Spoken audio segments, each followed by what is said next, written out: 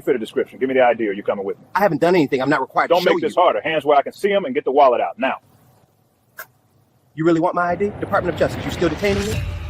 The bodycam footage would later show exactly what happened that April 15th, 2023, in the heart of Washington, D.C. Officer Eric Donnelly had been on the job for just over a year when he made the mistake that would end his career and cost the department $9 million. He saw a black man walking toward his car in a quiet residential neighborhood. No call, no crime, no reason to stop him.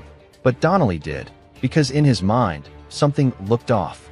He demanded ID, raising his voice, circling the man like a suspect. The man calmly replied, "I didn't do anything wrong." The cop kept pushing, his tone turning threatening. That man was attorney Malcolm Reeves, a respected federal lawyer who had spent nearly 2 decades defending constitutional rights in Washington courtrooms. What happened next would explode into headlines, spark a DOJ inquiry, and permanently stain the badge Donnelly once wore. Before we continue, where are you watching from?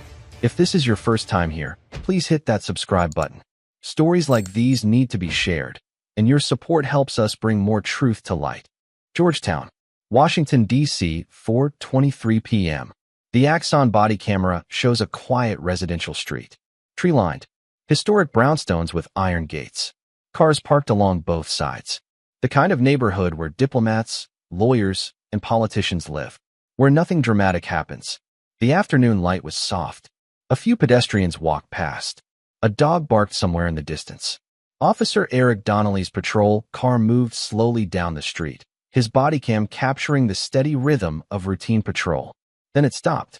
The camera showed a black man, mid-30s, well-dressed in a navy suit and tie, walking toward a silver Audi A6 parked curbside.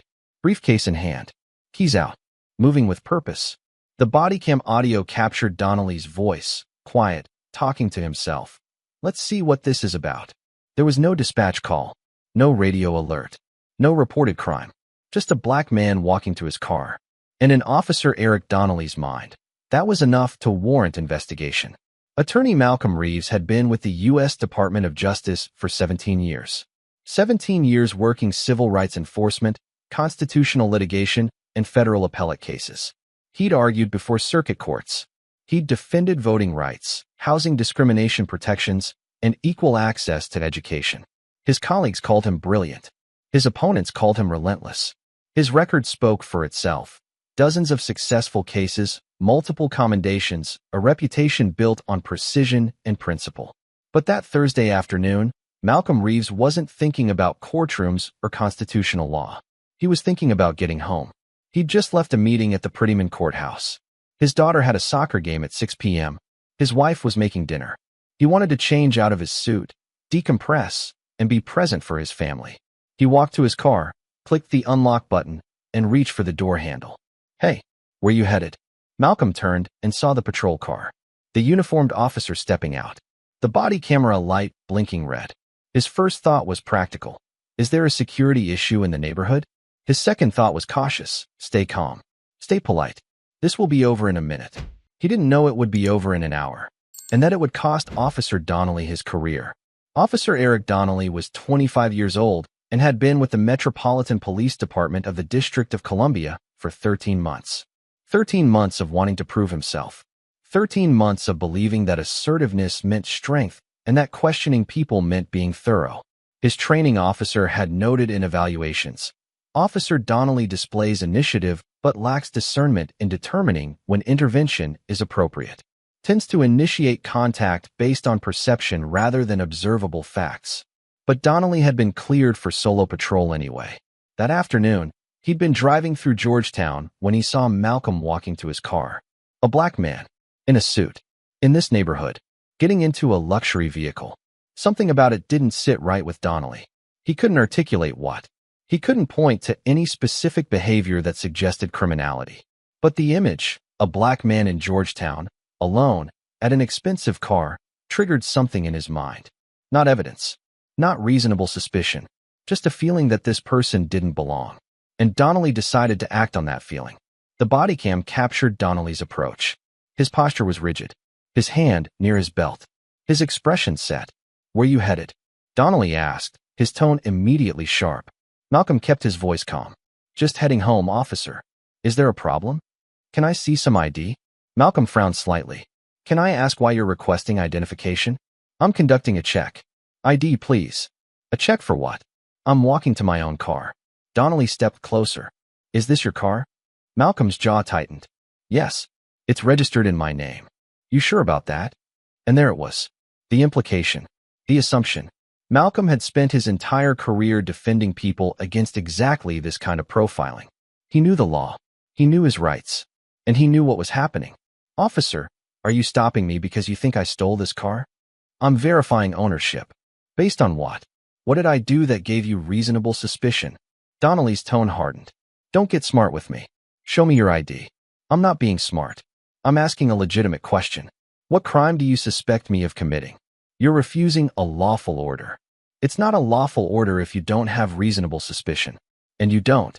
The body cam captured the shift in Donnelly's demeanor. From authoritative to defensive. From controlled to agitated. Because Malcolm was right. And Donnelly knew it. There was no call. No complaint. No visible offense. But in Officer Donnelly's mind, walking while black was enough to raise suspicion. The bodycam footage would later be analyzed by use of force experts, civil rights attorneys, and the Department of Justice. All of them would come to the same conclusion. Officer Donnelly had no legal basis to stop Malcolm Reeves. No reasonable suspicion. No probable cause. No justification under the Fourth Amendment. He stopped him because of race. Because of perception. Because of bias. And what happened next turned that unlawful stop into a civil rights violation that would cost millions. Officer Donnelly began circling Malcolm, his body language aggressive, his questions rapid fire. Whose car is this really? I told you. It's mine. Where'd you get it?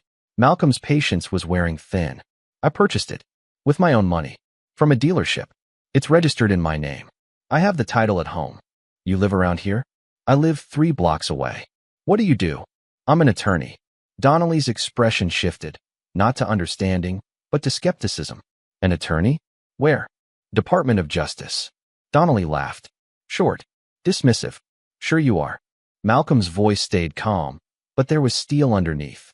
Officer, I've answered your questions. I've been cooperative. But I need you to understand. You don't have reasonable suspicion to detain me. I haven't committed any crime. I'm going to get in my car and leave. No, you're not. Excuse me. You're not leaving until I verify who you are. I'm not required to provide ID when I'm not committing a crime. That's established law. I decide what the law is here. Malcolm stared at him. No, you don't. The Constitution does. And that was the line that broke Donnelly's control. The body cam captured the escalation in real time. Donnelly grabbed Malcolm's arm. Turn around. Malcolm pulled back, not violently, but firmly.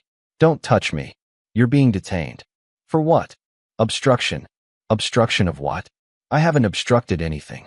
You're refusing to cooperate. I'm refusing an unlawful order. There's a difference. Donnelly pulled out his handcuffs. Last chance. Turn around. Malcolm looked directly into the body cam, his voice clear and deliberate. For the record, I am Attorney Malcolm Reeves, U.S. Department of Justice. I am standing beside my own vehicle. I have committed no crime. This officer has no reasonable suspicion. And what he's about to do is illegal. Donnelly grabbed Malcolm's wrist and yanked his arm behind his back. Malcolm didn't resist physically. He knew better. But he continued speaking, his voice steady despite the adrenaline. You're violating my Fourth Amendment rights.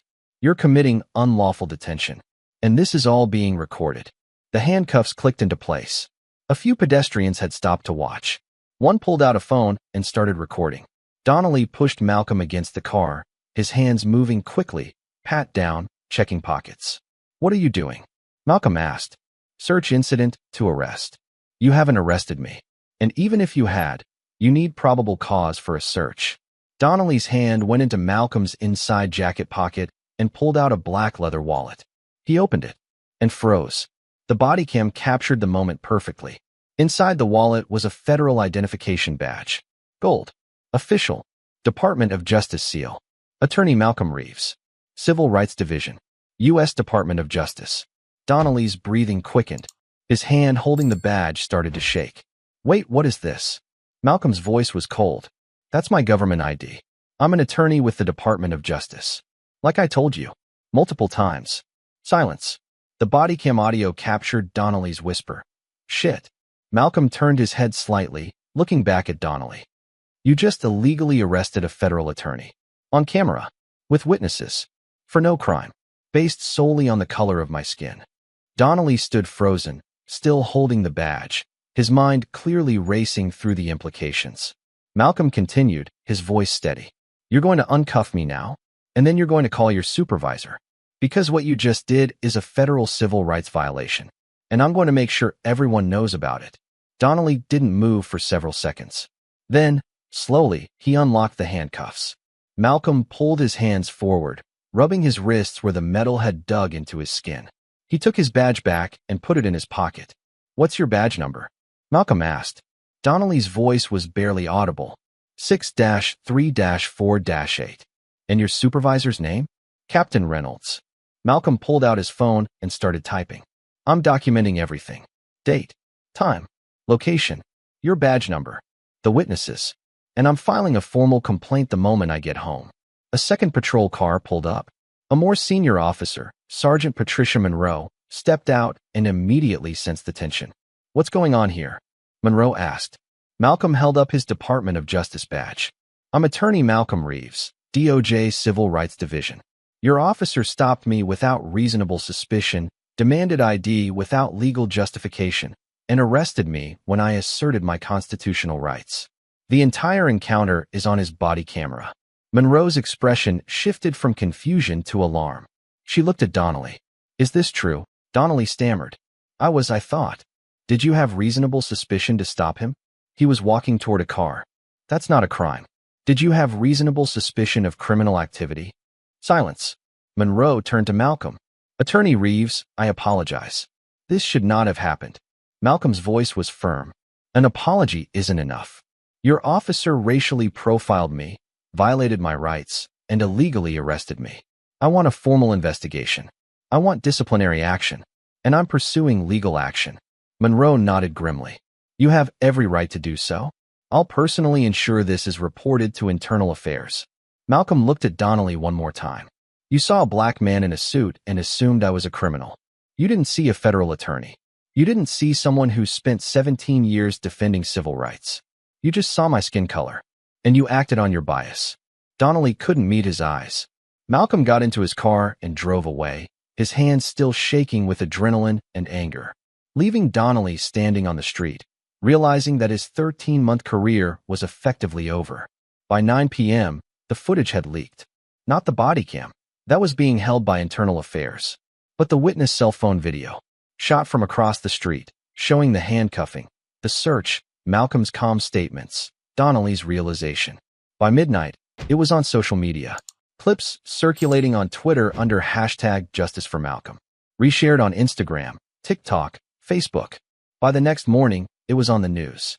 Federal attorney illegally arrested by D.C. police. DOJ lawyer detained without cause in Georgetown. Civil rights violation caught on camera. The Washington Post ran a front-page story. The New York Times picked it up. CNN featured legal experts analyzing the video. The consensus was unanimous. Officer Donnelly had committed an egregious violation of Malcolm Reeves's constitutional rights. And he'd done it to the wrong person, someone who knew the law better than most judges. The Department of Justice moved quickly. The Office of Professional Responsibility opened an internal inquiry. The Civil Rights Division, Malcolm's own division, issued a statement calling the incident deeply concerning and inconsistent with the constitutional protections all Americans deserve. The FBI Civil Rights Unit began a preliminary investigation into whether Donnelly's actions constituted a pattern or practice of discrimination. The U.S. Attorney's Office for D.C. reviewed the case to determine whether federal criminal charges were appropriate. The pressure was immense. Federal, public, institutional, and the Metropolitan Police Department had no defense. Internal Affairs reviewed Donnelly's body camera footage and came to an immediate conclusion. The stop was unlawful, the arrest was unjustified, and the entire encounter violated department policy and constitutional law. They also pulled Donnelly's service record and found troubling patterns. In 13 months, he'd initiated 42 stops. 34 involved people of color. Only 6 resulted in citations or arrests. The rest were deemed investigatory, but produced no evidence of crime. The pattern was clear. Donnelly had been profiling consistently. The department just hadn't been paying attention. Malcolm Reeves gave a statement to the press 3 days after the incident. He stood on the courthouse steps, his expression serious but composed. What happened to me wasn't unique. It happens every day to Black Americans who don't have badges, who don't have law degrees, who don't have institutional backing. The only difference is I had the resources to fight back. But this case isn't about me. It's about what happens when authority goes unchecked. When officers make assumptions based on skin color rather than evidence. When bias is allowed to operate behind a badge. I'm pursuing legal action not for revenge, but for accountability. Because if this can happen to a federal attorney in broad daylight in Georgetown, it can happen to anyone. And that's not acceptable. The statement was measured, professional, devastating. And it set the tone for what came next. Malcolm filed a federal civil rights lawsuit 4 months after the incident. The complaint named Officer Eric Donnelly, Sergeant Patricia Monroe, for inadequate supervision, and the District of Columbia as defendants. The claims were comprehensive. Fourth Amendment violation, unlawful seizure and arrest without probable cause. 14th Amendment violation, racial discrimination violation of D.C. Human Rights Act, false arrest, and false imprisonment, intentional infliction of emotional distress, municipal liability for inadequate training and supervision. The evidence was overwhelming. Body camera footage, witness video, Donnelly's service record showing a pattern of discriminatory stops, expert testimony on racial profiling, and the plaintiff was a federal attorney who could argue his own case if necessary. The city's attorneys reviewed the evidence and came to a swift conclusion. Settlement was the only option. They couldn't win at trial. They couldn't discredit Malcolm. They couldn't explain away Donnelly's actions. Negotiations began. Initial offer, $2 million. Malcolm's attorneys rejected it. Second offer, $5 million. Rejected again. $9 million, they said. Plus termination of Officer Donnelly. Plus mandatory reforms. Plus independent oversight. Plus public acknowledgement of civil rights violation. Non-negotiable. The city agreed. $9 million. One of the largest settlements in D.C. history for an individual civil rights case. Officer Eric Donnelly was terminated 7 months after the incident. The termination letter was final and comprehensive. Officer Donnelly engaged in racial profiling, unlawful detention, and illegal arrest of a federal attorney. He stopped the plaintiff without reasonable suspicion, demanded identification without legal justification, and arrested him for asserting constitutional rights. His actions violated department policy, violated constitutional protections, and exposed the district to significant legal liability. His employment is terminated immediately, and his law enforcement certification is permanently revoked. His name was entered into the National Decertification Index. At 25 years old, 13 months into his career, it was over. Malcolm Reeves returned to work at the Department of Justice. But he was different now. More cautious. More aware of how he moved through the world. More conscious that his federal badge didn't always protect him. And he used his experience. He began speaking at police training academies about constitutional rights and the dangers of racial profiling. He advised on bias reduction programs. He testified before congressional committees about law enforcement accountability. His case became a teaching tool, a reference point, an example of what happens when bias overrides law. The $9 million settlement funded several initiatives. Independent Oversight Board for MPD with investigative authority, mandatory bias training for all officers before solo patrol, real-time body camera review, protocols, public database of stops, searches, and complaints, community advisory panels with policy input. The reforms were significant, but Malcolm knew they weren't enough. Money doesn't change culture, he said in an interview 6 months later. Policies don't change beliefs. Real change requires officers to examine their own biases, to question why they feel suspicion, to recognize that their assumptions aren't evidence. He paused. Officer Donnelly saw me and assumed I was a criminal, not because of what I was doing, but because of what I looked like. That assumption, that automatic link between blackness and criminality, is what we have to dismantle. And that work is harder than any lawsuit. The bodycam footage remains. It's shown in law schools as an example of unlawful detention. It's shown in police academies as a cautionary tale. It's cited in civil rights litigation as precedent, and it serves as a reminder. Entitlement with a badge is still dangerous. Power without restraint still destroys lives. Officer Donnelly had a badge, a gun, and the authority of the state. But he didn't have wisdom. He didn't have discernment. He didn't have the ability to distinguish between his biases and actual evidence. So when he saw Malcolm Reeves walking to his car, he didn't see a federal attorney. He didn't see a civil rights advocate. He didn't see someone who'd spent 17 years defending the Constitution. He only saw a black man. And that was enough to trigger suspicion, escalation, and a legal arrest. In the end, attorney Malcolm Reeves didn't just win a settlement. He exposed a truth that money can't erase. Entitlement with a badge is still dangerous. Power without restraint still destroys lives. And justice isn't automatic. It requires documentation. It requires courage.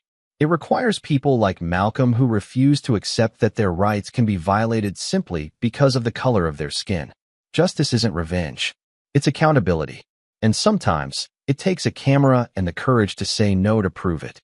Final reflection, 29:30-30:00. Officer Eric Donnelly's career lasted 13 months. His decision to profile Malcolm Reeves lasted 3 minutes. But the consequences will last forever. $9 million paid by taxpayers. A career destroyed. A reputation stained. And a federal attorney who will never forget the day he was handcuffed on a Georgetown street for the crime of walking to his own car. The bodycam footage doesn't lie. It shows exactly what happened. And what it shows is uncomfortable. A black man, doing nothing wrong, stopped by an officer who couldn't see past his own bias. An attorney who knew his rights, violated by an officer who didn't care. A moment of entitlement that cost millions and exposed the truth that America still struggles to accept. Black people are presumed suspicious until proven innocent. And sometimes, not even federal credentials are enough to change that presumption. Malcolm Reeves got justice. But justice came after humiliation, after violation, after having to prove his innocence for doing nothing wrong. And that's the uncomfortable truth. Accountability only came because Malcolm had power, because he had a badge, because he could fight back. What about everyone else? I don't know who you think you are, but you need to leave before I call 911. Ma'am, this is my apartment. Yeah? You look like you're here to rob somebody. Don't move. I'm not moving anywhere. I live here. Last chance, I'm calling the police. You don't have to. I already am the police. I'm the police chief. The security camera footage would later show exactly what happened that June 21st, 2024. A quiet afternoon in downtown Miami in the hallway of a luxury apartment complex. A black man in his 30s was unlocking the door to his new apartment, carrying moving boxes, minding his own business. No disturbance, no threat, no crime. But his new neighbor, a white woman named Linda Carrington, saw something she didn't like. She stepped out, blocking his path, phone in one hand, fear and bias in her eyes, demanding to know why he was there. When he calmly said, "Ma'am, I live here," she refused to believe him. She called 911, shouting that a suspicious black man was breaking into an apartment. Seconds later, that man reached into his pocket, pulled out a gold badge, and said the words that changed everything. "I'm the police chief, and you just filed a false report." That man was Marcus Hall, the chief of police for the entire city of Miami. And what happened next would leave a neighborhood humiliated and a nation shaking its head. Before we continue, where are you watching from? If this is your first time here, please hit that subscribe button. Stories like these need to be shared, and your support helps us bring more truth to light. The security camera at the end of the fourth-floor hallway captured everything. A bright, clean corridor in a luxury apartment building in downtown Miami. White tile floors, modern lighting, floor-to-ceiling windows at the end letting in afternoon sunlight. It was the kind of building where professionals lived, lawyers, doctors, executives. The kind of place with a waiting list and background checks and homeowners association rules about noise and parking. At 2:34 p.m., a man entered the frame. Marcus Hall, 34 years old, black, wearing jeans, sneakers, and a black jacket. He was carrying a moving box, balancing it against his hip, while he used his other hand to unlock apartment 4C. He moved efficiently. No rush, no suspicious behavior, just someone unpacking a new chapter of life. Marcus Hall had just signed a lease for this apartment 3 days earlier. He'd spent the morning loading boxes into his car from his old place across town. Clothes, books, kitchen supplies, the essentials you move first before the furniture truck arrives. He'd been looking forward to this, a fresh start, a place closer to work, a building with a gym and a rooftop view of the Miami skyline. Marcus was the chief of police for the city of Miami. He'd risen through the ranks over 12 years, patrol officer, detective, lieutenant, deputy chief, and finally, at 34, the youngest chief in the department's history. He'd earned the position through hard work, smart leadership, and a commitment to community-oriented policing. His colleagues respected him. His officers trusted him. The mayor had personally appointed him. But that afternoon, Marcus wasn't thinking about his title or his responsibilities.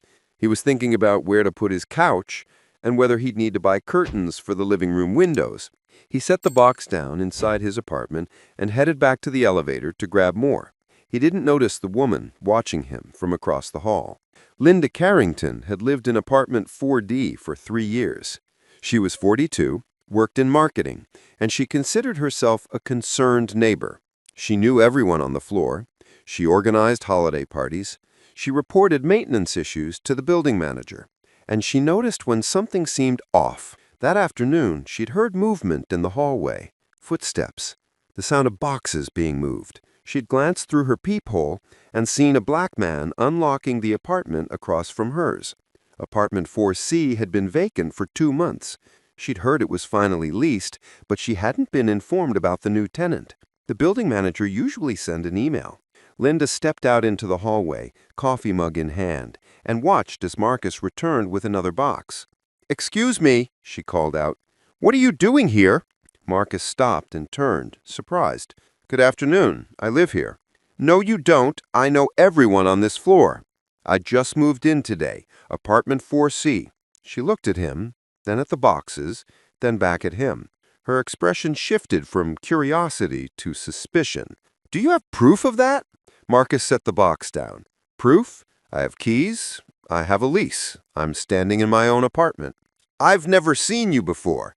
"That's because I just signed a lease 3 days ago." Linda crossed her arms.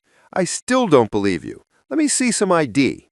And that's when Marcus realized what was happening. He'd experienced moments like this before.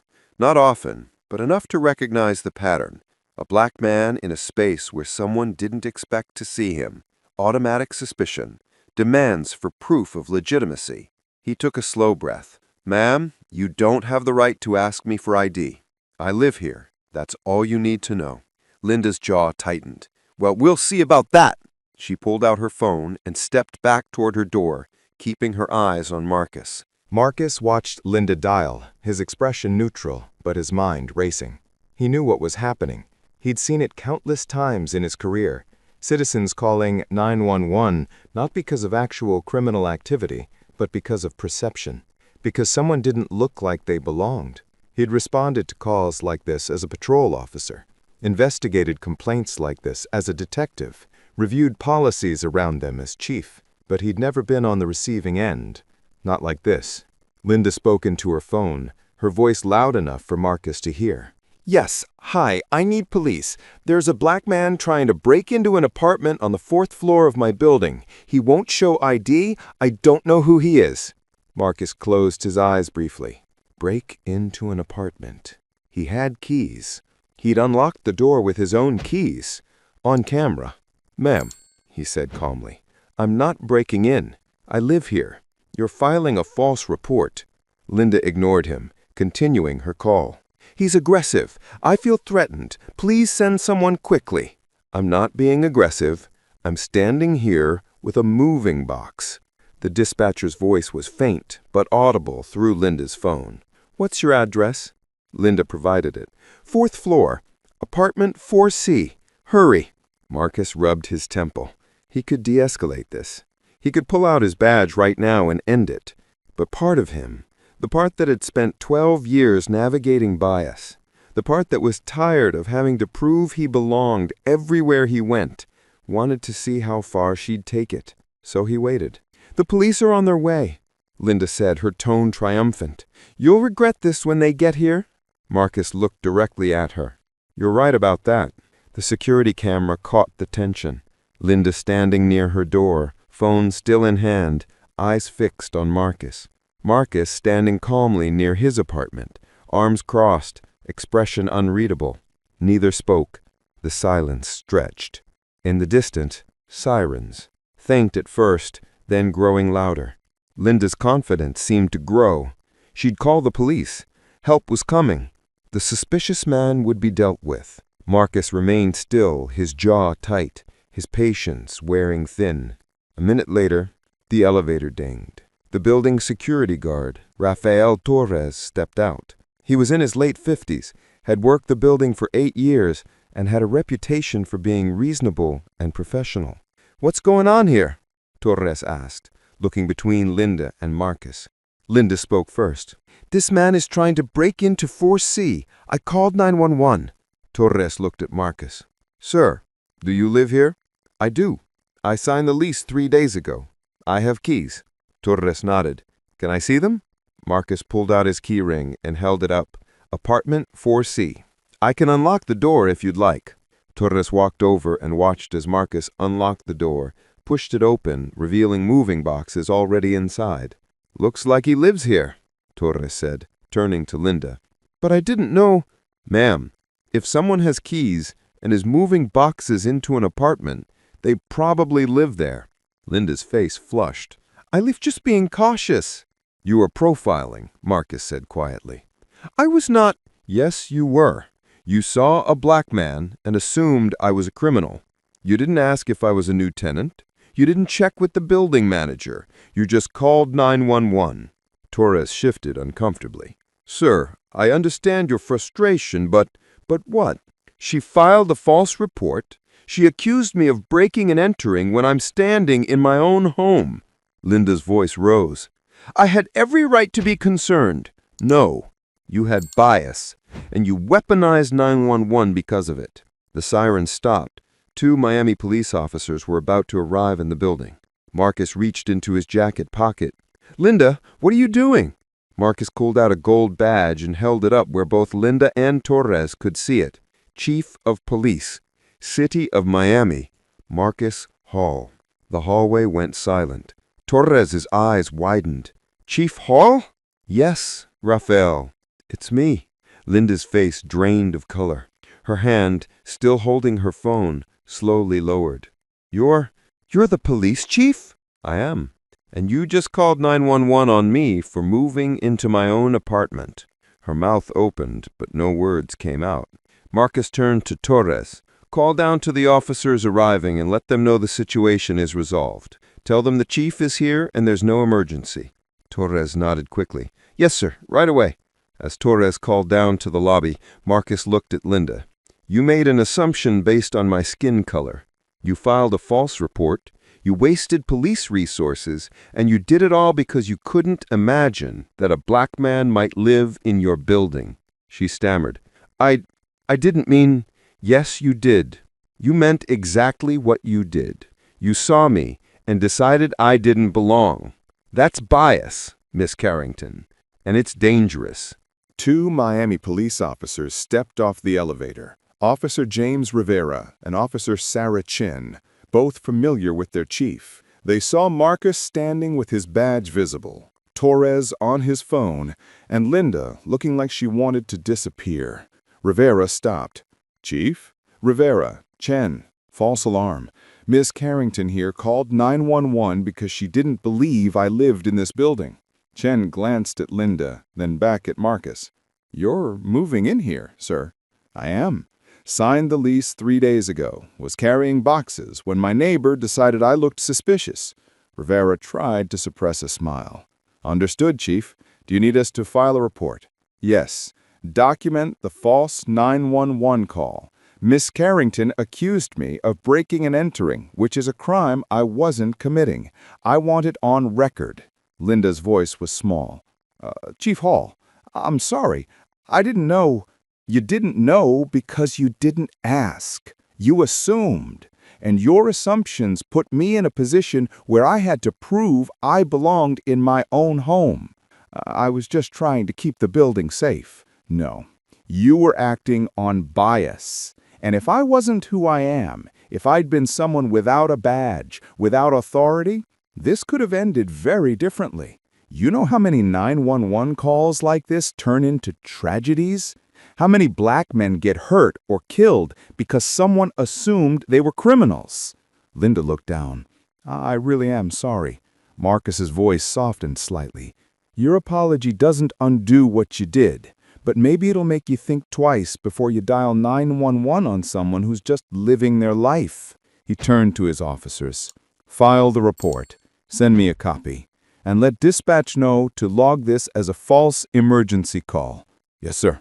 After the officers left, Marcus stood in the doorway of his apartment, looking at Linda. Miss Carrington, I don't want to make this a legal issue. I don't want to sue you or press charges. But I need you to understand something. The next person you call 911 on might not be the police chief. They might just be someone trying to exist. And your bias could cost them their freedom, their safety, or their life. Linda nodded, tears in her eyes. I understand. I'm truly sorry. Marcus nodded and closed his door.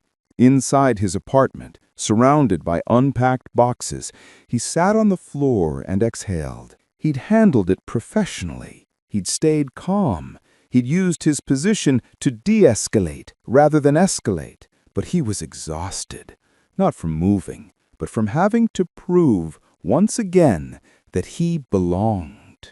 The building's security footage was never supposed to go public, but someone, a staff member, a resident, someone with access, leaked it to social media a week later.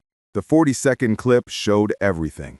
Marcus carrying boxes, Linda confronting him, the 911 call, the officers arriving, Marcus revealing his badge. It went viral within hours. Twitter, Karen calls 911 on Miami police chief moving into his own apartment. Instagram, this is why we need to talk about racial profiling. TikTok, clips with commentary, reactions, discussions. The video was shared millions of times. News outlets picked it up. Cable news ran segments analyzing the encounter. The headlines varied. Miami police chief profiled by neighbor while moving in. Woman calls 911 on black man, turns out he's the police chief. Viral video shows police chief confronted in his own building. The story resonated because it was so clear. There was no ambiguity, no room for interpretation. A black man doing something completely normal was treated as a criminal by someone who couldn't imagine he belonged. And the twist, that he was the police chief, made the irony impossible to ignore. Linda Carrington issued a statement through her attorney 3 days after the video leaked. I deeply regret my actions on June 21st. I made a mistake based on fear and misunderstanding, and I take full responsibility. I have reached out to Chief Hall to apologize personally, and I'm committed to examining my own biases and doing better.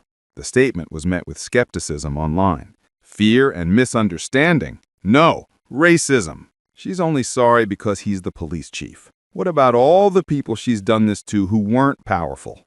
Memes spread.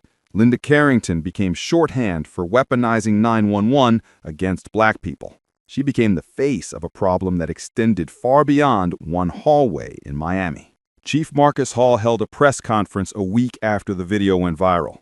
He stood at a podium in City Hall. Cameras focused on him, reporters waiting. I want to address the incident that occurred at my apartment building. I've received an apology from Ms. Carrington, and I've accepted it. I don't believe she acted with malicious intent.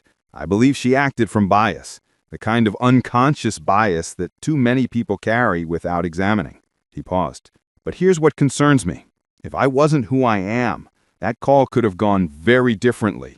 I had a badge to show. I had authority that made people listen. Most people don't have that. Every day, black men and women are stopped, questioned, and reported for doing ordinary things, walking in their neighborhoods, sitting in their cars, moving into their homes. And when 911 gets called, those situations can escalate quickly. We have to ask ourselves, why do people feel so quick to call the police on someone who just doesn't look like them? And what responsibility do we all have to examine our assumptions before we dial? A reporter raised her hand. Chief, will you pursue legal action? No, this isn't about lawsuits. It's about education. It's about understanding that calling 911 isn't a tool for managing your discomfort. It's a tool for emergencies. And my moving boxes into my apartment wasn't an emergency. Another reporter. What message do you have for people who've experienced similar incidents? Marcus looked directly at the camera. You're not imagining it. It happens, and it's not okay. Document it when you can, report it when it's safe, and know that you deserve to exist in spaces without having to prove you belong. The press conference was covered extensively. Marcus's words were clipped and shared across social media. Public opinion largely supported him, praising his restraint, his professionalism, and his willingness to turn the incident into a teaching moment. But there were critics, people who said he was playing the victim, people who defended Linda, arguing that she had a right to be cautious. Those responses revealed the deeper divide. Some people understood the harm of racial profiling, and some people would always find ways to justify it. 3 months after the incident, Marcus Hall sat in his apartment, fully unpacked now, furniture in place, curtains hung, a place that finally felt like home. He'd had no further issues with Linda. She'd moved out a month after the video went viral, citing harassment from other residents and online strangers who'd identified her. Marcus hadn't celebrated her departure. He'd never wanted to ruin her life. He'd wanted her, and everyone watching, to learn something. He gave one final interview, sitting on his couch, sunlight streaming through the windows. People ask me if I regret how I handled it, if I wish I'd shown my badge right away to avoid the confrontation. And honestly, no, because showing my badge would have stopped the situation, but it wouldn't have exposed the problem. The problem is that bias happens every day. It happens in hallways, in stores, in parks, in neighborhoods, and most of the time, the person being profiled doesn't have a badge to flash. They just have to endure it. My hope is that this moment makes people pause before they dial 911. Makes them ask, is there an actual emergency, or am I just uncomfortable? Because discomfort isn't a crime, and being black in a space isn't suspicious. The interviewer asked, "What would you say to Linda Carrington if you could speak to her now?" Marcus thought for a moment. "I'd say, thank you for apologizing. But more importantly, thank you for being willing to examine your biases. That's hard work. Most people avoid it. But if you do that work, you'll be better for it. And so will everyone around you." The security camera footage froze on a single frame. Marcus unlocking his door, boxes stacked beside him, sunlight illuminating the hallway.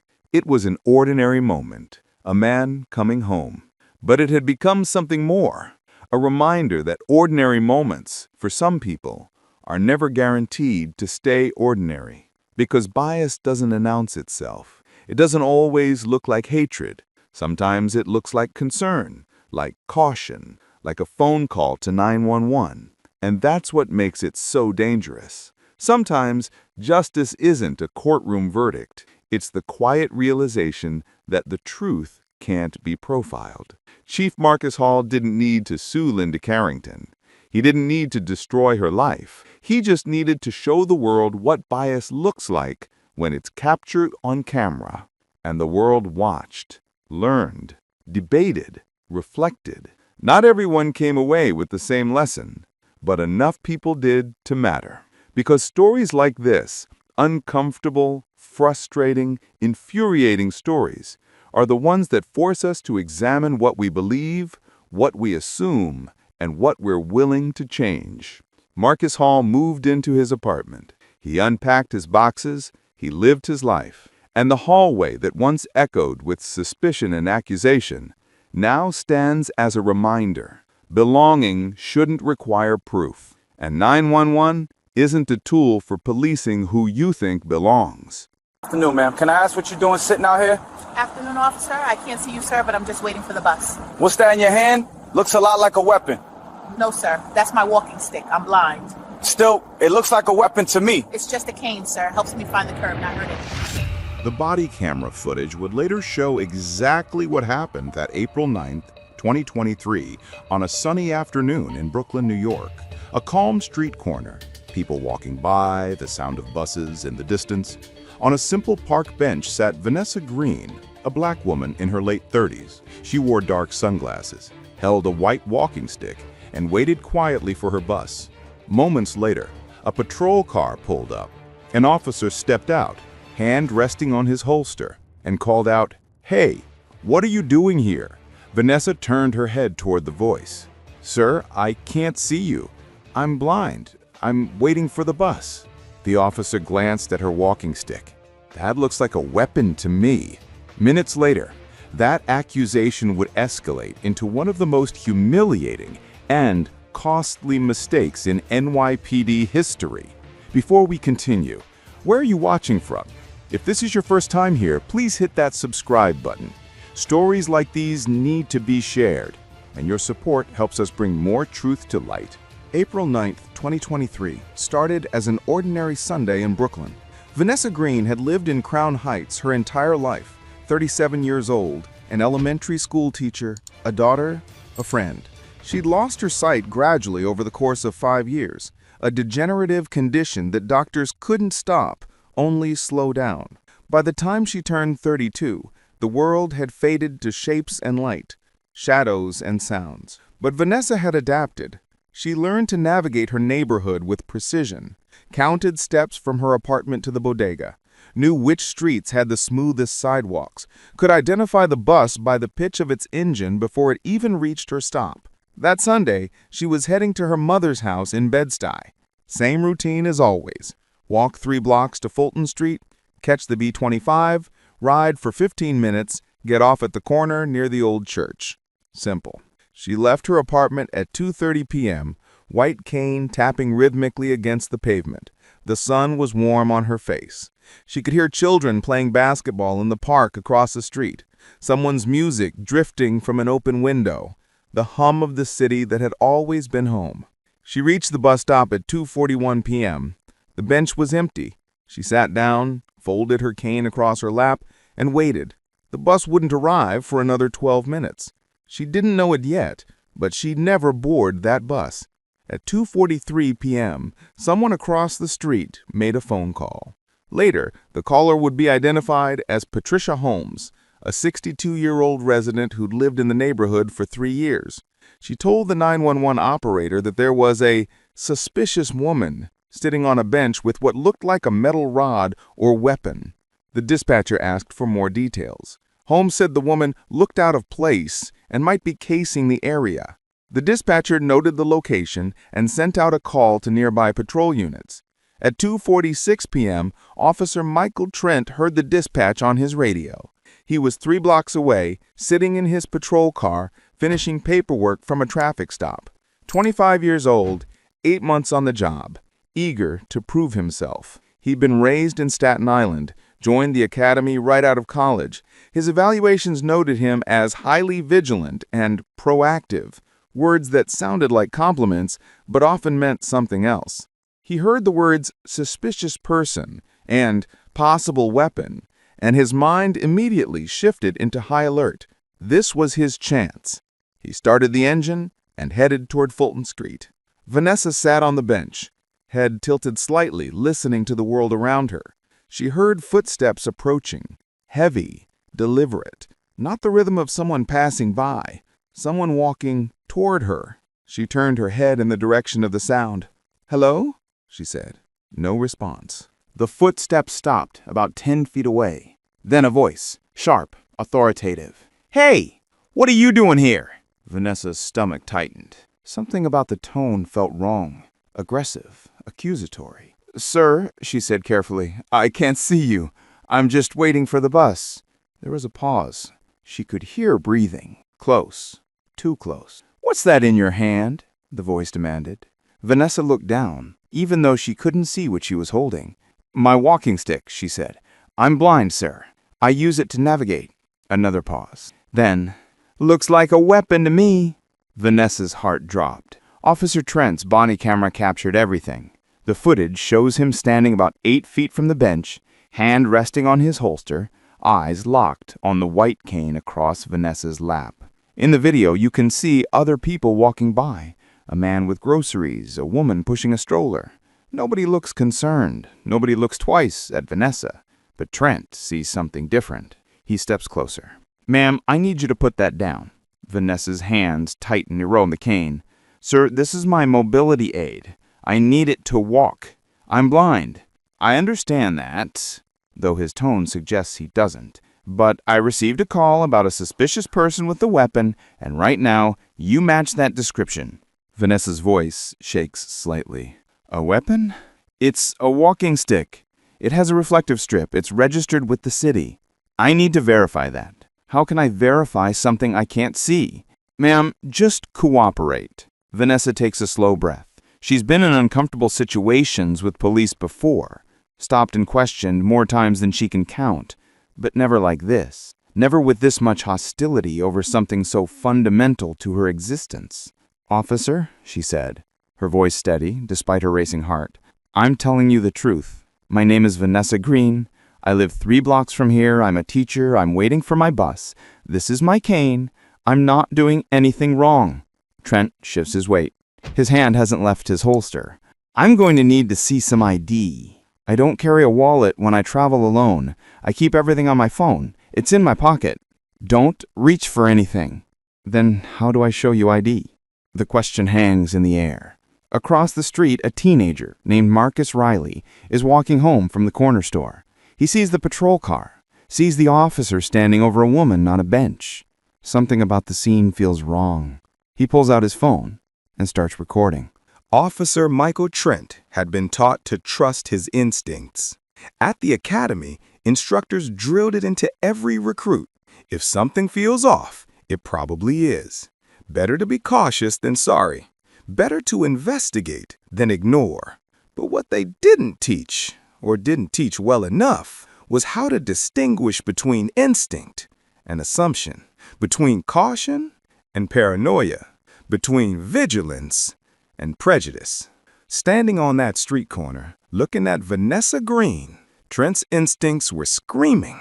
Black woman, sitting alone, holding a long metal object, not making eye contact, giving vague answers about why she was there. Every box in his mental checklist was getting marked. He didn't see a blind woman waiting for a bus. He saw a threat. "Ma'am," he says, his voice hardening, "I'm going to ask you one more time. Put down the object." Vanessa's grip tightens on her cane. "It's not an object. It's my cane. I told you I'm blind. And I told you to put it down. If I put it down, I can't walk. I can't navigate. Do you understand that?" Trent takes another step forward. "What I understand is that you're refusing to comply with a lawful order."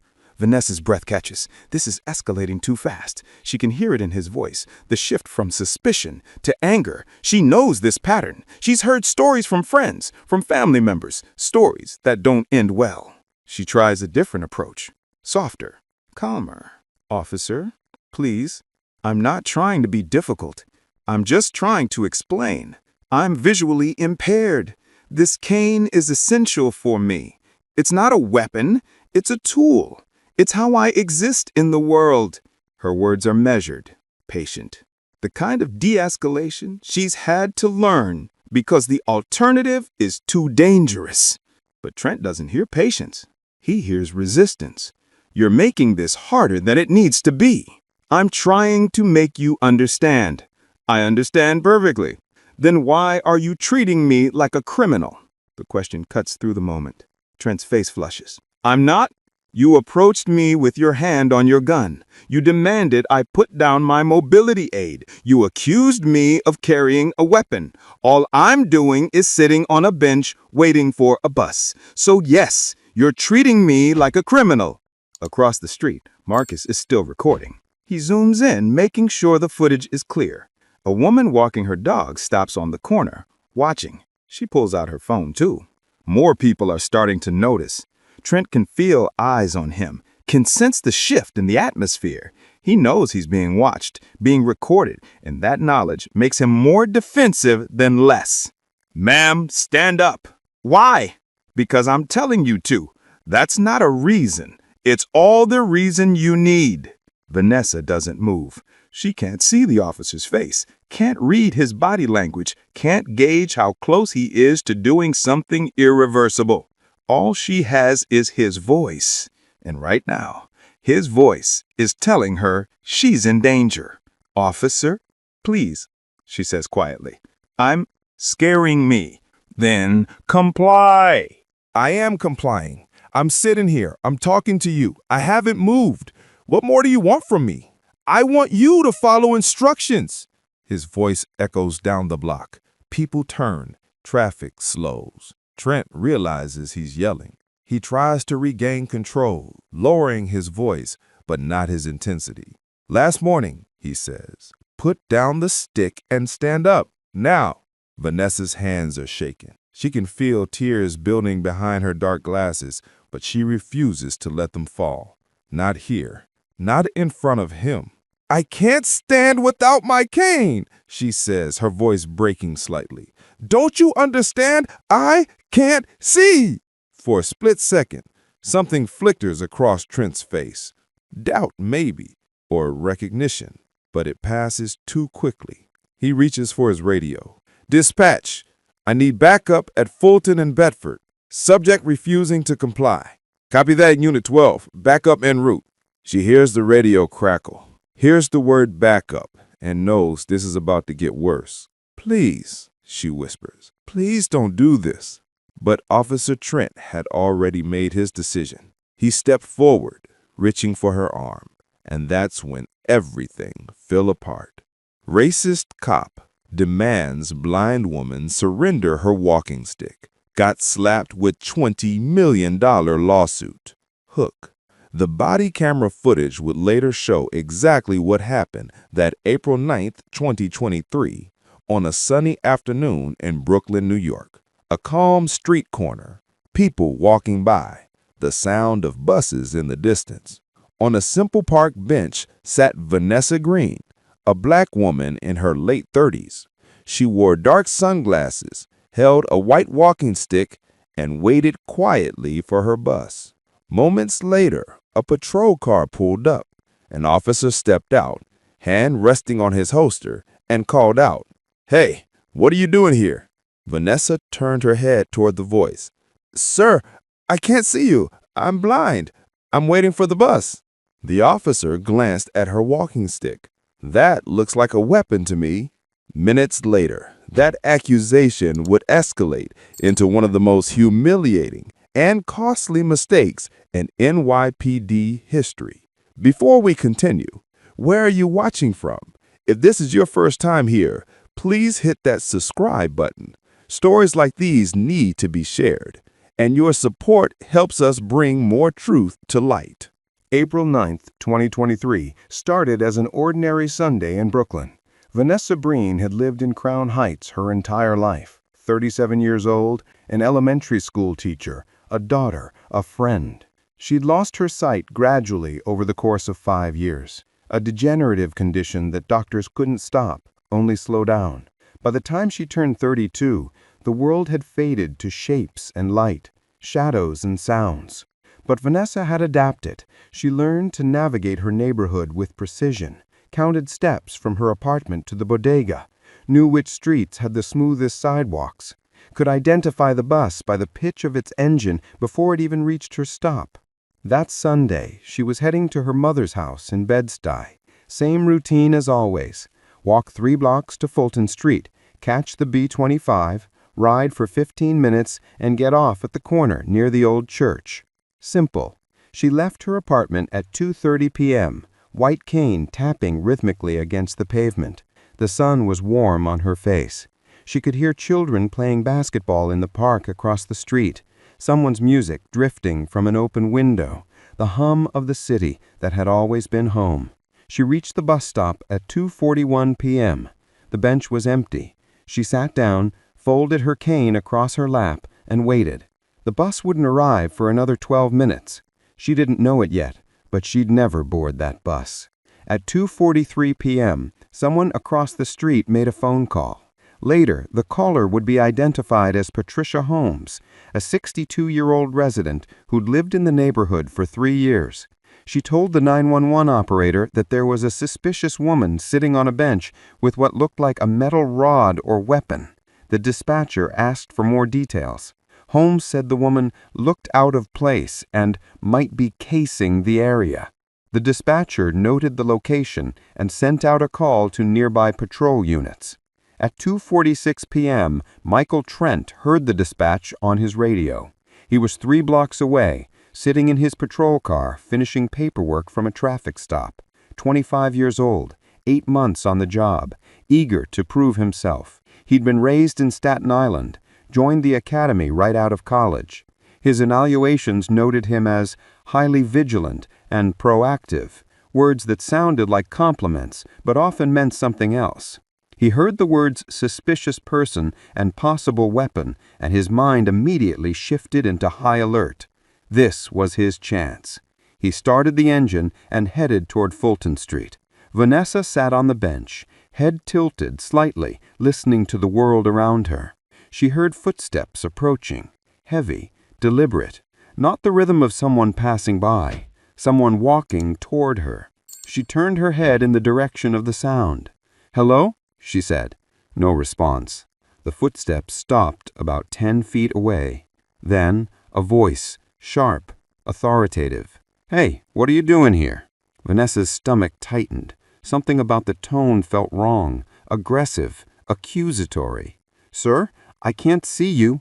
I'm just waiting for the bus." There was a pause. She could hear breathing, close, too close. "What's not in your hand?" the voice demanded. Vanessa looked down, even though she couldn't see what she was holding. "My walking stick. I'm blind, sir. I use it to navigate." Another pause. Looks like a weapon to me. Vanessa's heart dropped. Officer Trent's body camera captured everything. The footage shows him standing about 8 feet from the bench, hand resting on his holster, eyes locked on the white cane across Vanessa's lap. In the video, you can see other people walking by. A man with groceries. A woman pushing a stroller. Nobody looks concerned. Nobody looks twice at Vanessa. But Trent sees something different. He steps closer. "Ma'am, I need you to put that down." Vanessa's hands tightened around the cane. "Sir, this is my mobility aid. I need it to walk. I'm blind." "I understand that," Trent says, though his tone suggests he doesn't. "But I received a call about a suspicious person with a weapon, and right now you match that description." Vanessa's voice shakes slightly. "A weapon? It's a walking stick. It has a reflective strip. It's registered with the city. I need to verify that. How can I verify something I can't see?" "Ma'am, just cooperate." Vanessa takes a slow breath. She's been in uncomfortable situations with police before, stopped and questioned more times than she can count, but never like this. Never with this much hostility over something so fundamental to her existence. "Officer," she says, her voice steady despite her racing heart, "I'm telling you the truth. My name is Vanessa Grain. I live 3 blocks from here. I'm a teacher. I'm waiting for my bus. This is my cane. I'm not doing anything wrong." Trent shifts his weight. His hand hasn't left his holster. "I'm going to need to see some ID. I don't carry a wallet when I travel alone. I keep everything on my phone. It's in my pocket. Don't reach for anything." "Then how do I show you ID?" The question hangs in the air. Across the street, a teenager named Marcus Riley is walking home from the corner store. He sees the patrol car, sees the officer standing over a woman on a bench. Something about the scene feels wrong. He pulls out his phone and starts recording. Act 2. Suspicion and escalation. Officer Michael Trent had been taught to trust his instincts. At the academy, instructors drilled it into every recruit. If something feels off, it probably is. Better to be cautious than sorry. Better to investigate than ignore. But what they didn't teach, or didn't teach well enough, was how to distinguish between instinct and assumption, between caution and paranoia, between vigilance and prejudice. Standing on that street corner, looking at Vanessa Green, Trent's instincts were screaming. Black woman, sitting alone, holding a long metal object, not making eye contact, giving vague answers about why she was there, Every box in his mental checklist was getting marked. He didn't see a blind woman waiting for a bus. He saw a threat. "Ma'am, I'm going to ask you one more time. Put down the object." Vanessa's grip tightens on her cane. "Sir, this is my mobility aid. I need it to walk. I'm blind." "I understand that," Trent says, though his tone suggests he doesn't. "But I received a call about a suspicious person with a weapon, and right now you match that description." Vanessa's voice shakes slightly. "A weapon? It's a walking stick. It has a reflective strip. It's registered with the city. I need to verify that. How can I verify something I can't see?" "Ma'am, just cooperate." Vanessa's breath catches. She's escalating too fast. She can hear it in his voice, the shift from suspicion to anger. She knows this pattern. She's heard stories from friends, from family members, stories that don't end well. She tries a different approach, softer, calmer. "Officer, please. I'm not trying to be difficult. I'm just trying to explain. I'm visually impaired. This cane is essential for me. It's not a weapon. It's a tool. It's how I exist in the world." Her words are measured, patient, the kind of de-escalation she's had to learn because the alternative is too dangerous. But Trent doesn't hear patience. He hears resistance. "You're making this harder than it needs to be." "I'm trying to make you understand." "I understand perfectly. Then why are you treating me like a criminal?" The question cuts through the moment. Trent's face flushes. "I'm not—" "You approach me with your hand on your gun. You demanded I put down my mobility aid. You accused me of carrying a weapon. All I'm doing is sitting on a bench waiting for a bus. So yes, you're treating me like a criminal." Across the street, Marcus is still recording. He zooms in, making sure the footage is clear. A woman walking her dog stops on the corner, watching. She pulls out her phone too. More people are starting to notice. Trent can feel eyes on him, can sense the shift in the atmosphere. He knows he's being watched, being recorded, and that knowledge makes him more defensive, not less. "Ma'am, stand up." Vanessa's body goes rigid. "Why?" "Because I'm telling you to. That's not a reason. It's all the reason you need." Vanessa doesn't move. She can't see the officer's face, can't read his body language, can't gauge how close he is to doing something irreversible. All she has is his voice. And right now, his voice is telling her she's in danger. "Officer," she says quietly, "you're scaring me." "Then comply." "I am complying. I'm sitting here. I'm talking to you. I haven't moved. What more do you want from me?" "I want you to follow instructions." His voice echoes down the block. People turn. Traffic slows. Trent realizes he's yelling. He tries to regain control, lowering his voice, but not his intensity. "Last warning," he says. "Put down the stick and stand up. Now." Vanessa's hands are shaking. She can feel tears building behind her dark glasses, but she refuses to let them fall. "Not here. Not in front of him. I can't stand without my cane," she says, her voice breaking slightly. "Don't you understand? I can't see." For a split second, something flickers across Trent's face. Doubt, maybe, or recognition, but it passes too quickly. He reaches for his radio. "Dispatch, I need backup at Fulton and Bedford. Subject refusing to comply." "Copy that, Unit 12, backup en route." Vanessa hears the radio crackle, hears the word backup, and knows this is about to get worse. Please don't do this." But Officer Trent has already made his decision. He steps forward, reaching for her arm. And that's when everything falls apart. Act 3. The violation. The body camera footage from this moment would later be analyzed frame by lawyers, activists, disability advocates, and the media. Everyone would see the same thing. Officer Michael Trent, hand outstretched, grabs Vanessa Green's left arm just above the elbow. His grip is tight, controlling, the kind of hold designed to move someone whether they want to move or not. Vanessa gasps. "Sir!" "Stand up," Trent commands, pulling upward. Vanessa tries to stand, but her cane is still across her lap, and without it in position, she has no balance, no orientation. She stumbles, her free hand reaching out reflexively for something to steady herself. She finds nothing but air. Please, I can't see." Her cane clatters to the ground, rolling across the sidewalk with a hollow metallic sound that the body camera microphone picks up with painful clarity. "Stop resisting," Trent shouts.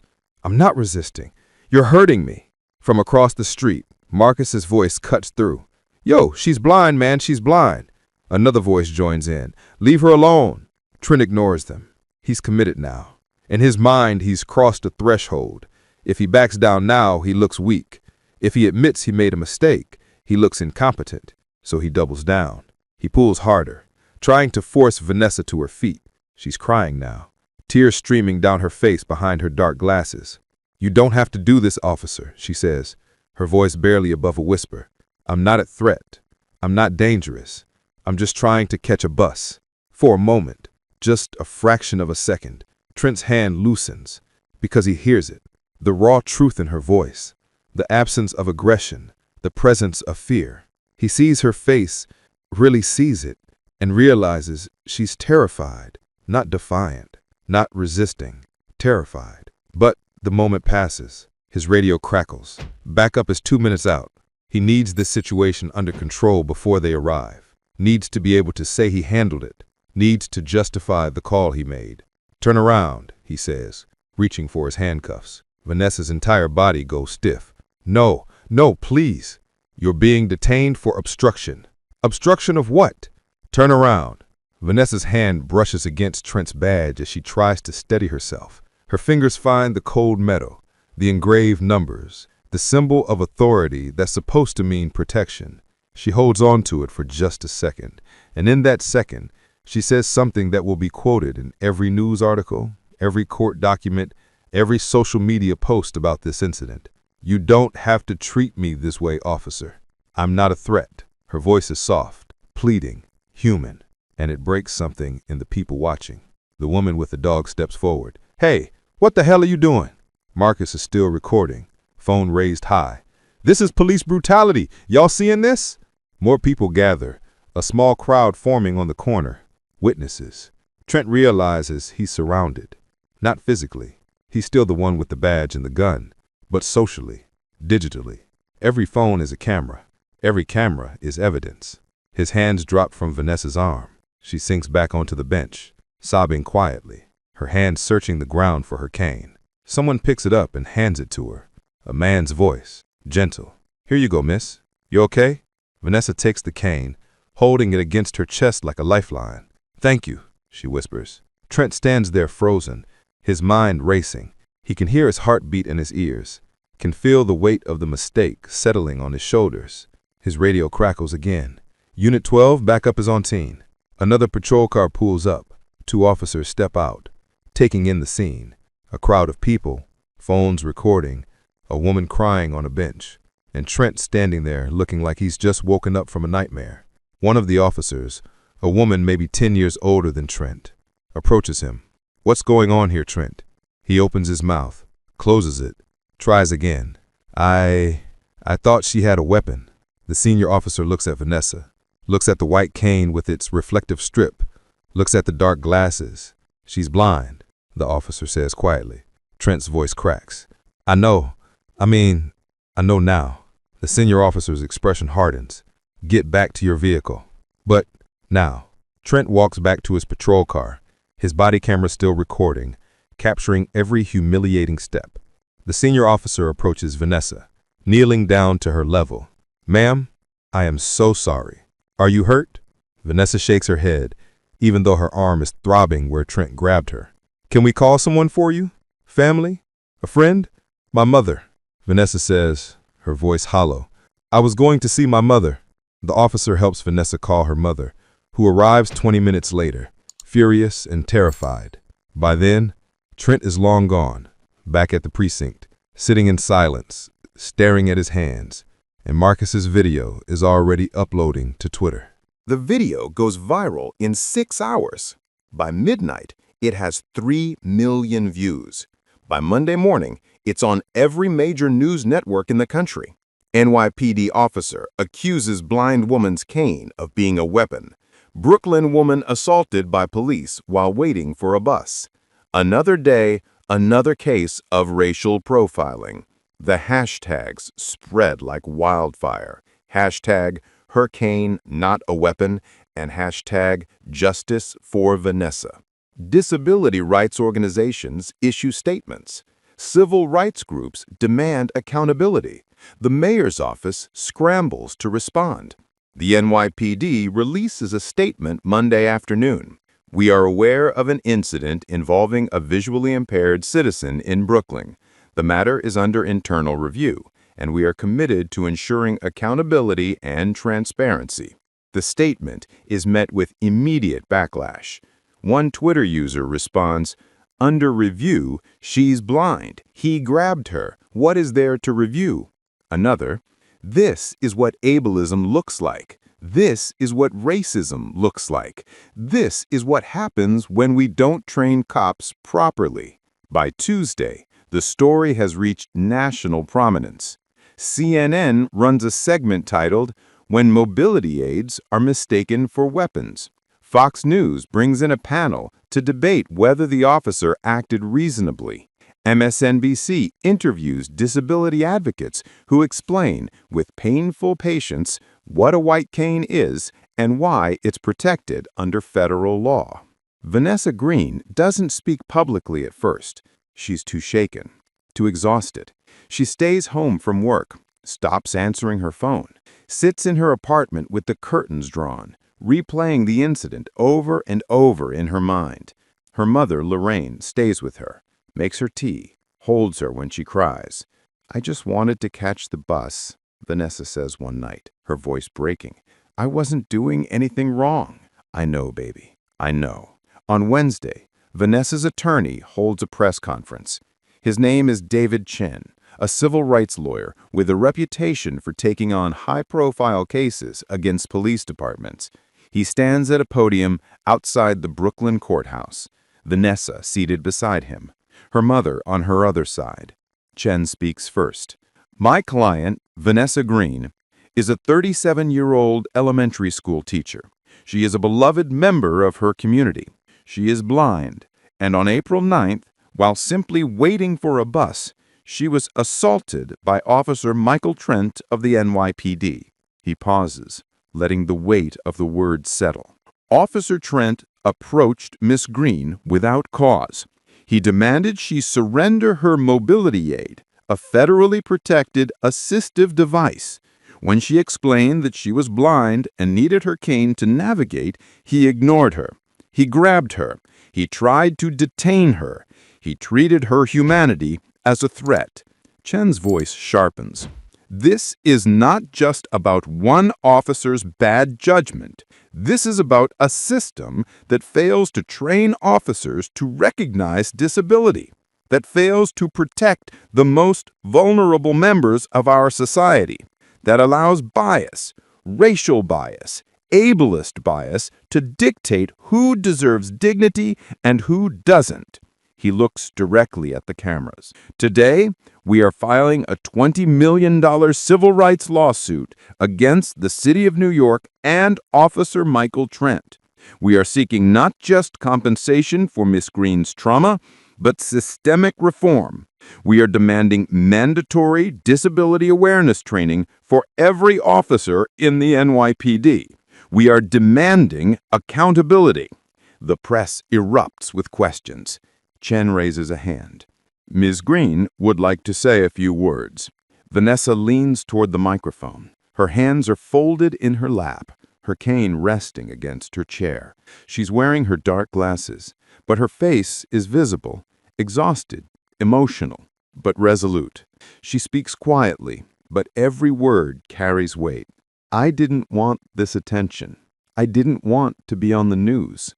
I didn't want to file a lawsuit. I just wanted to catch a bus. Her voice cracks slightly, but she continues. But what happened to me can't be ignored, because I know I'm not the only one. I know there are other disabled people, other black people, other vulnerable people who have been treated this way, who have been seen as threats instead of human beings. She takes a breath. Afternoon, sir. Need to see some ID and your driver's license. This car matches a stolen vehicle report. Do you even know who I am? I don't care who you are. Hand me your license right now or you're going to have a bigger problem on your hands. Bigger problem, huh? You see that? I'm the police captain. Your career is over. The body camera footage would later show exactly what happened that March 12, 2023.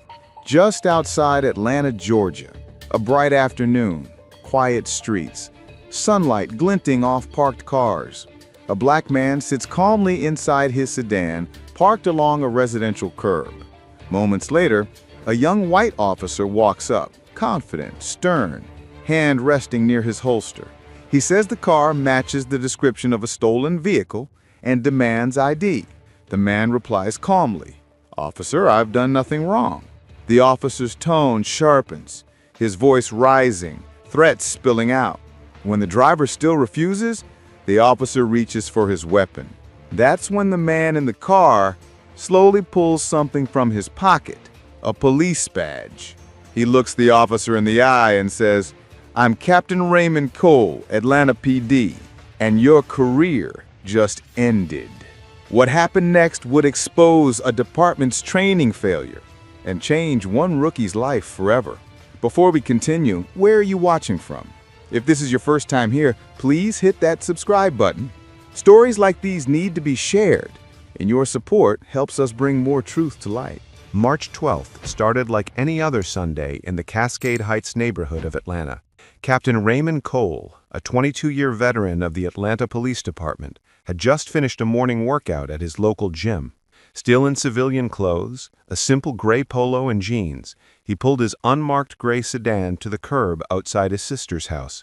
He was early. She wasn't home yet, so he waited, engine off, windows down, scrolling through his phone. The street was peaceful. Kids on bikes in the distance, a dog barking somewhere. The kind of Atlanta suburb where nothing ever really happens. Until it did. At 2:47 p.m., Officer Ethan Ward's patrol car rounded the corner. Ward was 24 years old, 6 months out of the academy, eager, ambitious, the kind of rookie who listened to police scanner chatter even on his days off. That morning, dispatch had put out a bolo, "Be on the lookout," for a stolen gray sedan, last seen somewhere in the metro area. Details were vague, make and model uncertain, but Ward had been listening. And when he saw Cole's car, something clicked in his mind. His dash cam footage shows him slowing down, circling the block once, then pulling up behind the parked sedan. He radios in, voice steady with manufactured confidence. "Dispatch, this is Unit 47. I've got a possible stolen gray sedan, Georgia plates, occupied by one male. Running a check now." Dispatch responds, "Copy that, 47. Stand by." Ward doesn't wait. He steps out of his vehicle, adjusting his belt, squaring his shoulders. His body camera activates automatically. The view is chest level, slightly bouncing as he walks. His breathing is audible, quick, shallow. Adrenaline. He approaches the driver's side window. The man inside doesn't look up right away. He's calm. Too calm, Ward thinks. Suspicious. Ward taps on the glass with 2 fingers. "Afternoon, sir." The man looks up. He's in his mid-40s, clean-cut, salt and pepper beard. His expression is neutral, patient. "Afternoon, officer," the man says. "Can I see your license and registration?" The man tilts his head slightly. "Is there a reason you're stopping me?" "I'm parked." Ward stiffens. He doesn't like the question. It feels like a challenge. "This vehicle matches the description of a stolen car reported earlier. License and registration now." The man inside exhales slowly. He doesn't reach for his glove box. He doesn't move at all. "Officer," he says, his tone measured, "I haven't done anything wrong.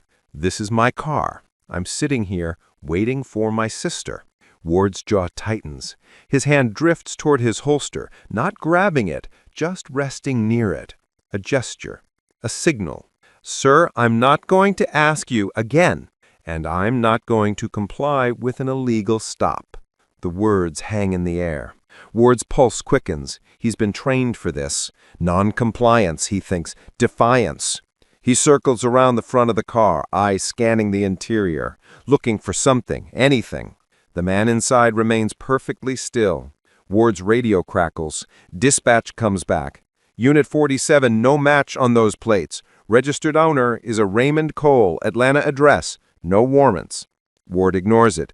Or maybe he doesn't hear it clearly. He's too focused now, too invested. He returns to the driver's side window, leaning in closer. Step out of the vehicle. I'm not stepping out. I've done nothing wrong. You're refusing a lawful order. This isn't a lawful order. You have no probable cause. Ward's face flushes. His voice rises. Don't tell me how to do my job. A neighbor across the street opens her front door. Phone in hand, she starts recording. The man in the car sees her. He doesn't acknowledge her, but he knows she's there. Witnesses matter. Ward sees her too. It makes him angrier.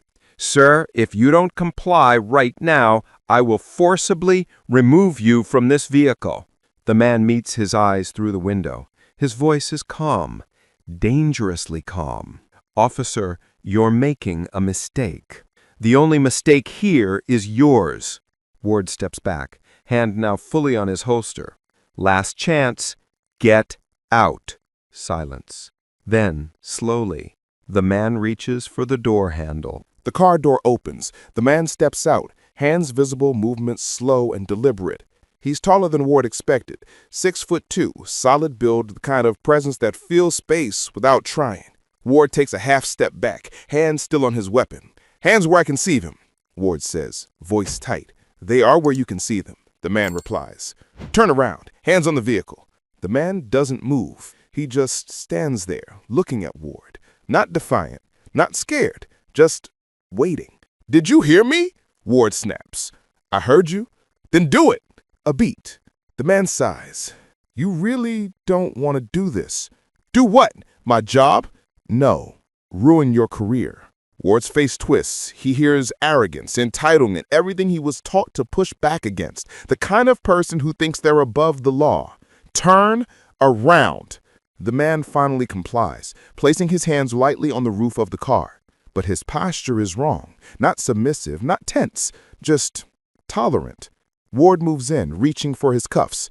You being detained for failure to comply with a lawful— It isn't lawful, the man interrupts, his voice still calm. And you know it. I said— What you said doesn't matter if it's not legal. Ward's hand shakes. He's never had someone talk to him like this, correct him, lecture him. He grabs the man's wrist, pulling it behind his back. You have the right to— I know my rights, officer. Do you know yours? The question stops Ward cold. There's something in the man's tone. Not anger, not fear. Something else. Something that makes Ward's stomach turn. He hesitates.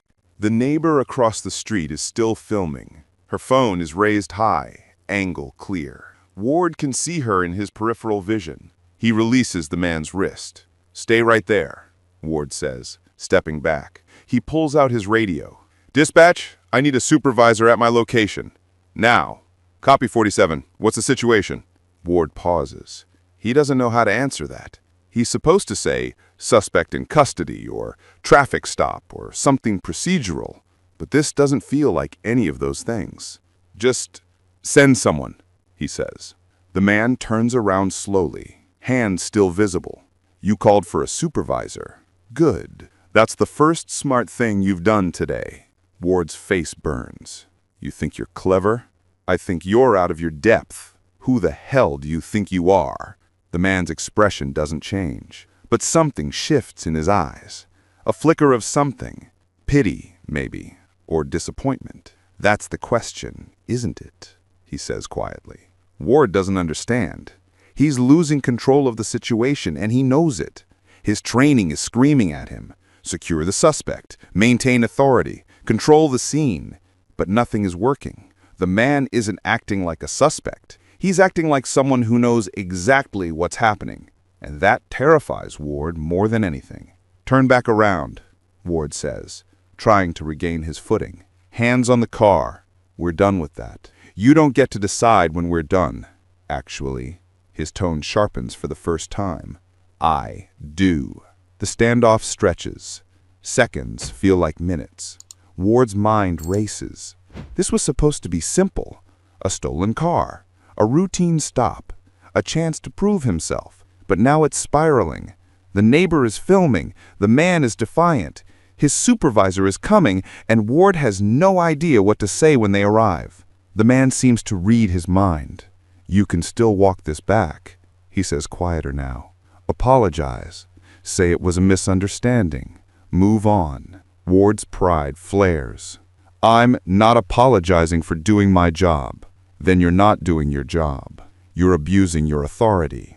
I'm not. You pulled me over for no reason. You demanded ID without cause. You threatened me with arrest for refusing an illegal order. And now you're standing here, hand on your weapon, acting like I'm the criminal. The words land like punches. Ward wants to argue, wants to defend himself, but the truth is sitting heavy in his chest. He doesn't have a good answer. The car matched a description, he says weakly. What description? Make? Model? Color? Did you even ask dispatch for specifics? Ward says nothing. You didn't, did you? You saw a black man in a gray car and decided that was enough. That's exactly what happened. The neighbor's phone is still recording. Ward can feel it, the weight of the lens, the permanence of the moment. He wants to leave, wants to get back in his patrol car and drive away, pretend this never happened. But he can't, because the man is still standing there, watching him, waiting. Who are you? Ward asks finally, his voice barely above a whisper. The man reaches into his pocket. Ward's hand flies to his holster. Don't relax, he says, moving slowly. You wanted ID. Here it is. He pulls something out. Not a wallet, not a driver's license. A badge. Gold. Heavy. Engraved. Ward's breath catches. The man holds it up, letting the sunlight catch the metal. Captain Raymond Cole, he says, his voice cold and steady. Atlanta Police Department, badge number 4076. Ward's world stops. For a moment, neither of them moves. Ward stares at the badge, then at the man holding it, then back at the badge. His mouth opens. No sound comes out. Captain Cole lowers the badge, slipping it back into his pocket. His eyes never leave Ward's face. So, Cole says, his voice quiet but sharp, do you still want to arrest me? Ward's hand drops from his holster. His face has gone pale. Sir, I didn't know. You didn't know, Cole repeats, the words heavy with meaning. You didn't know because you didn't ask. You didn't check. You didn't think. The car, the description. There was no description that matched my car. You heard gray sedan on the scanner and saw me sitting here and made an assumption. Ward's throat tightens. He can feel the weight of it now, the magnitude of what he's done. Captain, I'm sorry, You threatened your commanding officer. You demanded I comply with an illegal stop. You put your hand on your weapon. You treated me like a criminal. I didn't mean... What you meant doesn't matter. What you did matters. The neighbor across the street is still filming. Her phone captures every second. Ward can see her out of the corner of his eye, and the realization hits him like a freight train. This is on camera. All of it. His career, 6 months of pride and ambition and proving himself, is on camera, being dismantled in real time. Sir, I didn't know who you were. And if I wasn't a captain, if I was just a civilian, would that make what you did okay? Ward has no answer. That's the problem. You think the badge makes a difference. You think because I have authority, this is a bigger deal. But it shouldn't be. You shouldn't treat anyone the way you just treated me. The words settle like stones. A patrol car turns the corner. Ward's supervisor arriving on scene. Captain Cole sees it. He steps back from his car, hands still visible, body language deliberately non-threatening. He's been on the other side of this too many times. He knows how to de-escalate. Sergeant Linda Martinez steps out of her vehicle, eyes sweeping the scene. She's been on the force for 15 years, seen everything, and the moment she sees Cole, her face changes. Captain, she says, confused. Sergeant Martinez, he says, his tone professional now, formal. Your officer here initiated a stop on my vehicle without probable cause, demanded my identification without legal grounds, and threatened me with arrest when I refused to comply with his illegal orders. Martinez's eyes snap to Ward. Her expression hardens. Ward, what the hell did you do? Ward can't speak. His throat has closed up. Cole continues, his voice steady. I need you to file an official report. I want this documented. Body camera footage, dash cam, everything. Yes, sir, Martinez says immediately. She turns to Ward, her voice dropping to a dangerous whisper. Get in your vehicle now. Don't say another word. Ward stumbles toward his patrol car, legs shaking. Martinez approaches Cole, her face a mixture of anger and embarrassment. Captain, I am so sorry. I don't know what he was thinking. He wasn't thinking. That's the problem. He glances toward the neighbor who's still recording. He gives her a small nod, acknowledgement, gratitude even, evidence. Martinez follows his gaze. She sees the phone. Her jaw tightens. This is going to be a mess, she mutters. It already is, he says. He walks back to his car, opens the door, and sits in the driver's seat. He doesn't drive away. Not yet. He just sits there, hands on the steering wheel, staring straight ahead. 22 years on the force, 2 decades of service, community outreach programs, mentoring young officers, training seminars on bias and de-escalation. And still he gets stopped. Still he gets questioned. Still he has to prove he belongs. His phone buzzes. A text from his sister. Running late. Be there in 10. He doesn't respond. He just sits there, breathing slowly, letting the adrenaline drain out of his system. Behind him, Sergeant Martinez is on her radio, calling it in. The body camera footage will be uploaded within the hour. Internal Affairs will be notified by end of day. And somewhere, across the street, a neighbor's phone is already uploading a video to social media. By tomorrow morning, the world will know what happened here. The video goes viral in less than 12 hours. Rookie cop threatens black police captain during routine stop. 6 million views by Monday morning. 10 million by Tuesday. News outlets pick it up. Local first, then national. CNN runs a segment. Fox News brings in pundits. Social media explodes. The Atlanta Police Department scrambles. Internal Affairs opens an investigation within 24 hours.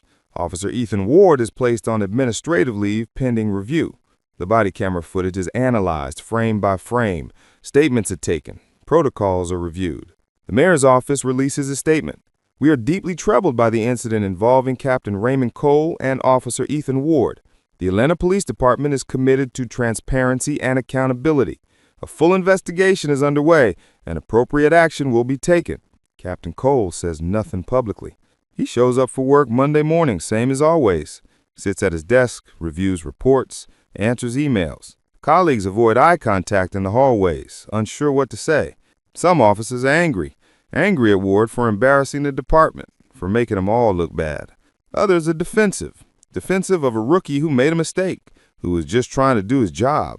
And some, quietly, are grateful that someone finally said what needed to be said, that the problem isn't just one bad officer, it's the system that trained him. By Wednesday, the pressure becomes too much. The department schedules a press conference. Chief of Police Marcus Thompson stands at a podium, cameras flashing, reporters shouting questions. We have completed our preliminary review, Thompson says, his voice measured. Officer Ward's actions were inconsistent with our training and policies. He initiated the stop without reasonable suspicion, escalated the situation unnecessarily, and failed to exercise appropriate judgment. A reporter shouts, "Will he be fired?" Thompson pauses. Officer Ward has been suspended without pay pending the conclusion of the investigation. Disciplinary action will follow. Another reporter, has Captain Cole made a statement? Captain Cole has declined to comment publicly, but he has cooperated fully with the investigation. Is this about race? The question hangs in the air. Thompson takes a breath. This is about an officer who saw a black man in a car and made assumptions. We can call it implicit bias, we can call it poor training, we can call it whatever we want. But yes, race was a factor, and we have to own that. The press conference ends. The news cycle continues. Civil rights organizations demand systemic reform. Community activists organize rallies. Online petitions circulate calling for Ward's termination. And through it all, Captain Raymond Cole remains quiet until the department asks him to speak. 3 weeks after the incident, Cole agrees to sit down for an interview with the department's public affairs team. It will be recorded, edited, released strategically. The interviewer is careful, respectful. Captain Cole, thank you for sitting down with us. Can you walk us through what you were thinking during the stop? Cole leans back in his chair. He's in uniform now, crisp, professional, the weight of his rank visible on his shoulders. I was thinking, he says slowly, that I've been here before. Not in this exact situation, but close enough. I knew what was happening. I knew how it would end if I reacted the wrong way. You stayed calm. I stayed alive, Cole corrects. There's a difference. The interviewer shifts uncomfortably. What do you want people to understand about what happened? Cole looks directly at the camera. I don't want Officer Ward to be the villain in this story. He's not. He's a symptom. The real problem is the system that taught him to see me as a threat before he saw me as a person. Do you think he should be fired? I think he should be trained. Really trained. Not just taught how to write tickets and make arrests. Taught how to see people, how to question his assumptions, how to recognize when his fear is irrational. And if he can't learn that, Cole's expression hardens, then he has no business wearing a badge. The interview ends. The footage is edited into a 3-minute segment and released on the department's social media channels. It gets 2 million views in the first day. Comments pour in. Some supportive, some angry, some disbelieving. One comment reads, "If this can happen to a captain, imagine what happens to the rest of us." Another, "This is why people don't trust cops." And another, "Captain Cole is a better man than I would have been." Officer Ethan Ward watches the video from his apartment. He's been off the force for a month now, suspended indefinitely. His friends have stopped calling. His family doesn't know what to say. He watches Captain Cole speak, watches him advocate for training, not termination, watches him take the high road. And Ward realizes, maybe for the first time, the depth of what he took from that man. Not just his dignity, not just his peace, his safety. Ward sits in the dark, staring at the screen, and wonders if he can ever come back from this. 6 months later, Officer Ethan Ward officially resigns from the Atlanta Police Department. There's no ceremony, no goodbye party. Just a brief email to Human Resources and a returned badge and service weapon. The department accepts his resignation without comment. Ward doesn't speak to the press, doesn't issue a statement. He just disappears. Some say he moved out of state. Others say he went back to school. No one knows for sure. And frankly, most people stop caring. Captain Raymond Cole, meanwhile, gets promoted. Not immediately, not as some kind of PR stunt, but 6 months after the incident, when the deputy chief position opens up, Cole's name is at the top of the list. He accepts. And the first thing he does in his new role is overhaul the department's training program. He brings in outside consultants, psychologists, civil rights experts, former officers who left the force because of the very issues Cole is trying to fix. Together, they design a new curriculum. It's not just about de-escalation tactics or implicit bias workshops, though those are part of it. It's about something deeper, empathy, understanding that the person on the other side of the badge is someone's father, someone's son, someone's friend, that fear can make you see threats where there are none, that power without accountability is just tyranny in uniform. The program launches in January 2024. Every rookie goes through it. Every veteran is required to retrain. Some officers resist. They call it soft. They say it's unnecessary, that it coddles criminals and makes cops second-guess themselves. But Cole doesn't budge. If you can't see the humanity in the people you're sworn to protect, then you shouldn't be here, he tells a room full of skeptical officers. The resistance fades, slowly, not because people suddenly agree, but because the culture shifts. New rookies come in with different expectations. Body cameras become standard. Accountability becomes the norm, not the exception. And the community starts to notice. Complaints against officers drop by 18% in the first year. Use of force incidents decline. Community trust, measured by surveys and town halls, begins to climb. It's not perfect, it's not fixed, but it's better. One afternoon, almost a year after the incident, Captain Cole, now Deputy Chief Cole, is sitting in his office when there's a knock on the door. "Come in," he says, not looking up from his paperwork. The door opens. A young officer steps inside, nervous, holding a folder. "Sir, I wanted to thank you," the officer says. Cole looks up. He doesn't recognize the kid, fresh out of the academy probably. "For what?" Cole asks. "For the training program, the stuff on bias and assumptions. It made me realize some things about myself, things I didn't want to see." Cole sets down his pen. "Like what?" he asks. The officer hesitates. "Like how easy it is to see what you expect to see instead of what's actually there." Cole nods slowly. "That's a hard lesson." "Yeah, but I'm glad I learned it now instead of ruining someone's life." The officer swallows. "Yeah." Cole stands, walking around his desk. He extends his hand. "Keep learning. Keep questioning yourself. That's the job." The officer shakes his hand, relief flooding his face. "Yes, sir." As the officer leaves, Cole sits back down, staring at the closed door. He thinks about Ethan Ward sometimes, wonders where he is, wonders if he learned anything. He hopes so. Because at the end of the day, Cole doesn't want revenge. He doesn't want apologies. He just wants a world where a black man can sit in his car, minding his own business, without being seen as a threat. That's the goal.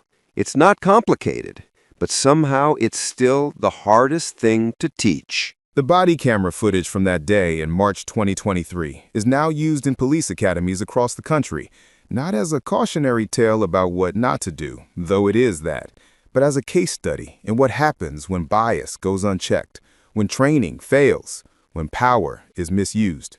The footage ends with Captain Cole holding up his badge, and every time it's shown, instructors pause the video there and ask the same question. What if he wasn't a captain? What if he was just a man? The answer, of course, is that it shouldn't matter, but it does. And until it doesn't, stories like this will keep happening. The question is, what are we going to do about it? If this story made you think, hit that like button. If it made you uncomfortable,